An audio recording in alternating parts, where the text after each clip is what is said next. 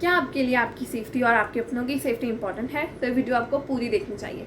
Imagine कीजिए आपके यहाँ आग लग जाती है, गैस लीक हो जाती है या कोई नेचुरल आपदा जैसे अर्थक्वेक, लैंडस्लाइड्स जैसा कुछ होता है, तो क्या आप इतने सशक्त हैं कि आप अपने आप को बचा सकें? सो हेलो एवरीवन, मैं हूँ Garima and active volunteer of NSS. तो मुझे आपदा मित्र स्कीम के अंडर एक डिजास्टर रिस्पॉन्स ट्रेनिंग करने का मौका मिला, जो कि मैक्सीपा चंडीगढ़ द्वारा ऑर्गेनाइज किया गया था। तो इस ट्रेनिंग में हमने इतना कुछ सीखा जो कि अगर हमने स्कूल और कॉलेजेस में सीखा होता तो शायद आज हमारे देश के डिज़ास्टर मैनेजमेंट रिस्पॉन्स सिस्टम काफ़ी अच्छा होता और हम खुद में इतने सशक्त होते कि हम अपने इंडिविजुअल लेवल पर ही होने वाले नुकसान को रोक पाते या उसका प्रभाव कम कर सकते। तो मैंने सोचा कि जो नॉलेज मुझे मिली है वो मैं आप लोगों के साथ ज़रूर शेयर करूँगी, ताकि अगर आपको भी कभी किसी आपदा का सामना करना पड़े तो आपको पता हो कि आपको अपने आप को और दूसरों को कैसे बचाना है। तो चलिए शुरू करते हैं। सबसे पहले हम यही जान लेते हैं कि लोग डिज़ास्टर मैनेजमेंट के टॉपिक को सीरियसली क्यों नहीं लेते। Maybe lack of awareness कि कॉन्सिक्वेंसेस क्या होंगे डिज़ास्टर के, किन चीज़ों का रिस्क रहता है और क्या इंपॉर्टेंस है डिज़ास्टर मैनेजमेंट की।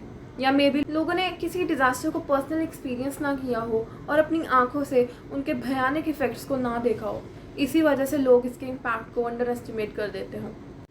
और मे बी उनके एरिया में डिज़ास्टर के होने की संभावना कम हो, जिसकी वजह से लोग इतनी ज़रूरत ना समझते हो कि वो अपने टाइम, एफर्ट और रिसोर्सेज को डिज़ास्टर प्रिपेयर्डनेस में लगाएं। पर ये उन्हें समझना चाहिए कि ये सब चीज़ें उन्हें जब वो किसी और जगह घूमने गए हों तब भी काम आ सकती हैं। और सबसे मेन साइकोलॉजिकल फैक्टर्स, नॉर्मली लोगों को लगता है कि मिस हैपनिंग हमारे साथ तो हो ही नहीं सकती, पर आपदा कभी बता कर नहीं आती। Just like pandemic corona virus, उस टाइम इतने हेल्थ क्राइसिस हुए, इकोनॉमिक डाउनटर्न हुआ, सोशल आइसोलेशन हो गई, बच्चों की पढ़ाई इतनी डिस्टर्ब हुई, इतने लोगों को मेंटल इश्यूज हो गए, लोगों की नौकरियां चली गई, इतने महंगाई हो गई, गरीब लोग भूख से ही मर गए।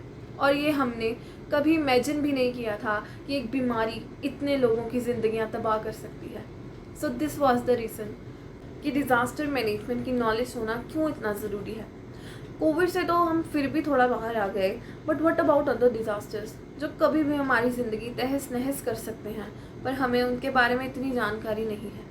पर यही, अगर हमें इसकी नॉलेज होगी तो हम रिस्क को पहचान कर उसे कम कर पाएंगे, हम पहले से ही प्रिपेयर रहेंगे और अच्छे से रिस्पॉन्स कर पाएंगे। हम लोगों की ज़िंदगियां बचा पाएंगे और नुकसान को कम से कम कर सकेंगे, और इकोनॉमी को स्टेबल रखने के लिए भी स्ट्रेटजीज़ बना पाएंगे, ताकि जल्दी से जल्दी इकोनॉमी की रिकवरी की जा सके और हम दूसरे लोगों की भी मदद कर पाएंगे। तो ये तो था कि डिज़ास्टर मैनेजमेंट की ज़रूरत क्या है। पर सबसे पहली दिक्कत तो यही आती है कि हमें डिज़ास्टर का असल मतलब ही नहीं पता और हम इसे कई चीज़ों के साथ कंफ्यूज कर देते हैं। तो जब हमारी लाइफ, प्रॉपर्टी, इकोनॉमिक रिसोर्सेज या पर्यावरण को बड़े स्केल पर नुकसान हो और कम्युनिटी या कह लो समाज उस स्थिति को अपने लेवल पर हैंडल ना कर पाए और उसे एक्सटर्नल असिस्टेंस जैसे एनडीआरएफ, आर्मी, गवर्नमेंट या किसी भी बाहरली संस्था की ज़रूरत पड़े, तो उसे डिज़ास्टर कहते हैं। एग्जाम्पल फ्लड, जो काफ़ी बड़े लेवल पर लोगों को इफ़ेक्ट करता है। और यही सब चीज़ें जब स्मॉल स्केल पर हों, यानी कम लोगों को इफ़ेक्ट करे और समाज उसे अपने आप ही हैंडल कर सके, तो उसे एक्सीडेंट कहते हैं। एग्जाम्पल, एक छोटा कार एक्सीडेंट जिसमें एक दो व्यक्तियों को चोट पहुंची हो या किसी एक व्यक्ति की डेथ हो गई हो, एक एक्सीडेंट है। पर एक पूरी ट्रेन ट्रेजेडी एक डिज़ास्टर है अगर उससे काफ़ी जान और माल का नुकसान हुआ हो। और दूसरी तरफ हमें लगता है कि हैज़ार्ड का मतलब भी डिज़ास्टर ही होता है, पर नहीं, हैज़ार्ड उससे टोटली डिफरेंट है। तो आसपास वो कोई भी चीज़ जो हमें हार्म या चोट पहुंचा सकती है, उसे हम हैज़ार्ड कहते हैं। फॉर एग्जांपल, एक हॉल में हैज़ार्ड कुड इंक्लूड स्पीकर्स, क्योंकि क्या पता वो बर्स्ट हो जाए या करंट पास कर दें, या कोई फॉल्टी इलेक्ट्रिकल सर्किट, कोई दरार वाली छत, इवन कोई थोड़ी सी टूटी हुई चेयर भी एक हैज़ार्ड है हमारे लिए। और हैज़ार्ड के कितने चांसेस हैं कि वो नुकसान पहुंचाएगा, उसे हम कहते हैं रिस्क। तो अगर कहीं फॉल्टी वायरिंग है, जल्दी आग पकड़ने वाला सामान रखा है और फायर सेफ्टी मेजर्स का भी ध्यान नहीं रखा जा रहा, तो वहाँ काफ़ी हाई रिस्क है कि वहाँ आग लगेगी। तो डिज़ास्टर से जुड़े ही दो और शब्द हैं जिन्हें जानना भी उतना ही ज़रूरी है, वो है एक्सपोजर और वल्नरेबिलिटी। तो एक्सपोजर क्या होता है? एक्सपोजर, जहाँ हार्म होने की पॉसिबिलिटी है वहाँ प्रेजेंट होना। जैसे हमने पहले बात की, एक हॉल में एक स्पीकर भी हैज़ार्ड हो सकता है, तो उसका प्रभाव किस पर पड़ेगा? जो उसके एक्सपोजर में है। और एक्सपोजर में कौन है? जो उस हॉल में स्पीकर के आसपास है। इसके बाद एक्सपोजर से ही निकलता है वल्नरेबिलिटी। जो एक्सपोजर में है उनमें से किसकी उस हैजार्ड से सबसे ज़्यादा प्रभावित होने की पॉसिबिलिटी है, या कह लो कौन सबसे ज़्यादा रिस्क पे है, उसे हम कहते हैं वल्नरेबल। तो एग्जांपल लेंगे उस हॉल का ही, तो उसमें सबसे ज़्यादा वल्नरेबल कौन होंगे? जो सबसे आगे बिल्कुल सामने है उस स्पीकर के, वो सबसे ज़्यादा वल्नरेबल होंगे। और उनमें से भी सबसे ज़्यादा खतरा होता है बच्चों को, बुज़ुर्ग लोगों को, पीपल विद डिसेबिलिटीज़ जो हैं, प्रेग्नेंट वीमेन है जो लेस प्रिविलेज हैं, जिनके पास मनी या रिसोर्सेज की कमी हो, और एनिमल्स को।